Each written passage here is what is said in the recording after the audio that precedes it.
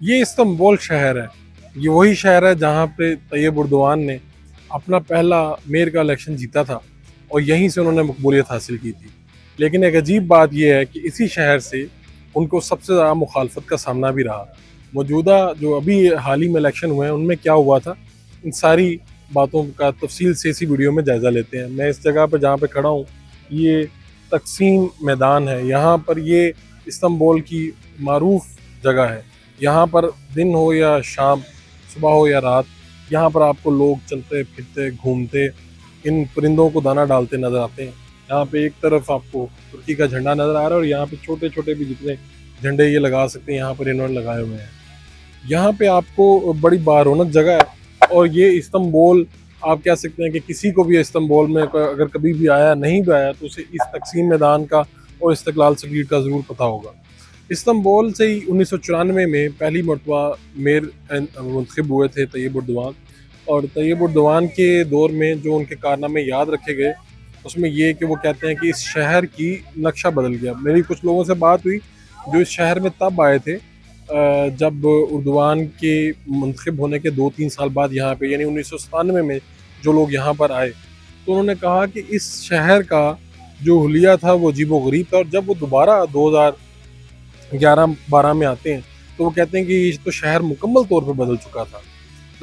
यहाँ पे इसी शहर में बॉस्फोरस है जिसके ऊपर पूरी दुनिया की नज़र है और वही बॉस्फोरस से कहते हैं कि बदबू आया करती थी, पानी साफ़ नहीं था। उसी में मॉडर्न रिसाइक्लिंग प्लांट लगाता है उर्दवान जब वो यहाँ से मेयर बनते हैं और इसी पानी का वो इस्तेमाल करते हैं। इसी जगह का उस पानी से शहर की खूबसूरती में भी इजाफा होता है, उनके काम भी आता है और आज बॉस्फोरस पे पूरी दुनिया की नज़र है। मुआशी तौर पे भी ये एक बड़ी अहम जगह है। अब दिलचस्प बात ये है कि इसी शहर में जब 1994 में मुंतखब होते हैं तो आगे चल के वो मुल्क के वज़ीर-ए-आज़म बनते हैं और 2001 में वो पार्टी अपनी बनाते हैं, फिर अक्सरियत में आते हैं। पहले वो नजमुद्दीन अरबकान की पार्टी से स्टार्ट करते हैं अपना करियर और उसके बाद वो फिर अपनी पार्टी AK पार्टी बनाते हैं जिससे आज भी वो सियासत कर रहे हैं। 2013 में अदालत जो है वो उनकी तीसरी मरतबा वज़ीर-ए-आज़म बनने पे पाबंदी का उनको सामना करना पड़ता है जिसके बाद वो सदर के तौर पे दोबारा उनको अवाम मुंतखब करती है। यहाँ पे अब उनकी मकबूलियत कम होना शुरू हो जाती है, उसकी बेशुमार वजूहात हैं। उनके ऊपर इल्ज़ामात संगीन हैं, वो ये लगाए जाते हैं कि वो शायद मीडिया को आज़ाद नहीं रखते, वो अपने मुखालफिन के ख़िलाफ़ कोई ना कोई काम करते रहते हैं और उनके जो जज़्बात हैं, जो ख़यालात हैं, उनमें शिद्दत पसंदी है। उसी में से एक चीज़ जो मैं भूल रहा हूँ वो ये है कि आया सूफिया, इसका मामला बहुत पुराना है। ये कभी मस्जिद और कभी चर्च और कभी फिर म्यूज़ियम का होता था। यही वो आया सूफिया जिसका उर्दवान ने अपने जब वो मेयर के इलेक्शन लड़ रहे थे तो उन्होंने यहाँ पर वादा किया था कि वो एक दिन उसको मस्जिद में बदल देंगे। तब वो चर्च की हैसियत रखता था आया सूफिया और फिर वो वक्त आया कि जब उर्दवान ने वाक़तन इस आया सूफिया को मस्जिद की जो है उसकी हैसियत दे दी। अदालत के ज़रिए ये हुआ लेकिन बहरहाल उर्दवान के इक़्तिदार में ये हुआ।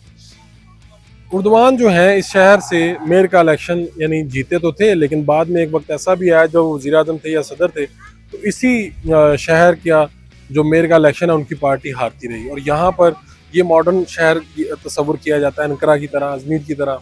तो उर्दवान को यहाँ पर शदीद मुखालफत का सामना भी करना पड़ता है। उनकी जो मकबूलियत है वो ज़्यादा इस्लामी हल्कों में या कंजर्वेटिव वहाँ पर ज़्यादा समझी जाती है। इस शहर में अब जो एक दिलचस्प बात बताने लगा हूँ कि 17 लाख लोग इकट्ठे हुए जब लास्ट मई में उर्दवान ने यहाँ पर जलसा किया और कहा जाता है कि इसे इंटरनेशनल मीडिया ने ये कहा कि ये शायद इस सदी का सबसे बड़ा जलसा, यानी 17 लाख लोगों का एक ही जगह पर इकट्ठे होना और ये उर्दवान का जलसा था। अच्छा, यही वजह है कि अब जो हमारे दोस्त यहाँ पे मिले हैं उन्होंने कहा है कि अब ऐसा लगता है कि इस्तांबुल जैसे बदल रहा है। यहीं पे जहाँ पे उर्दवान की मुखालफत ज़्यादा थी, यही वो शहर है जहाँ से उर्दवान ने मकबूलियत हासिल की है और यही वो शहर है जहाँ पे उर्दवान के ख़िलाफ़ बड़े बड़े ज़बरदस्त किस्म के मुजाहरे भी हुए और अब ये शहर बदल रहा है। और इसी शहर में 17 लाख लोगों ने उर्दवान का जलसा सुना और उस जलसे के बाद भी एक सिचुएशन चेंज हुई, यानी वो गेम चेंजर के तौर पे वो जलसा देखा गया। और अब ये सूरत हाल है कि यहाँ पे जो हालिया इंतखाबात हैं तो उर्दवान जो है इसी शहर में अपनी मकबूलियत वापस लेने में कहीं ना कहीं कामयाब नज़र आते हैं। इस शहर के बेशुमार चैलेंजेस हैं, अपनी जगह पे हैं। इसके अंदर सयाह बहुत ज़्यादा आते हैं और यहाँ पे मुसलमान बाकी सारी कौमें भी यहाँ पर बसती हैं। ये दिलचस्प शहर है। यूरोप हो या अरब हो या बाकी रीजन, वो सब इसी तरफ आके बसते हैं। यहाँ पर मसाजिद भी हैं, चर्च भी हैं, खूबसूरती भी है और यहाँ पर सब कुछ है। अब देखना ये है कि आने वाले दिनों में जो मकबूलियत वापस आ रही है, तो क्या यहाँ पर ट्रेंड्स भी चेंज होंगे? क्या यहाँ पे ये जो शहर जिसको ज़्यादा समझा जाता था कि सेकुलर ज़्यादा है यहाँ पे, मॉडर्न ज़्यादा है, क्या वो भी अपने ट्रेंड्स चेंज कर रहे हैं? क्योंकि यहाँ पे लोगों ने इस सूरत हाल को भांप रहे हैं और बता भी रहे हैं। बहरहाल ये अपनी जगह दिलचस्प शहर है। मैं यहाँ पे गुजरते हुए मुख्तलिफ जगह पे तैयब उर्दवान के पोस्टर्स भी देख रहा हूँ। कहीं पे वो पोस्टर्स उनके लगे हैं, कहीं पे फटे हुए हैं। यानी इसका मतलब ये है कि अभी भी शहर में उनकी मुखालफत मौजूद भी है। लेकिन दिलचस्प बात ये है कि उन्होंने कम बैक किया उसी शहर में जहाँ से उन्होंने आगाज़ किया था और सियासत का, और उन्हें पूरे मुल्क में और पूरी दुनिया में जाना जाने लगा। उसी शहर में अब दोबारा से वो कम बैक करने लगे हैं। बहुत शुक्रिया।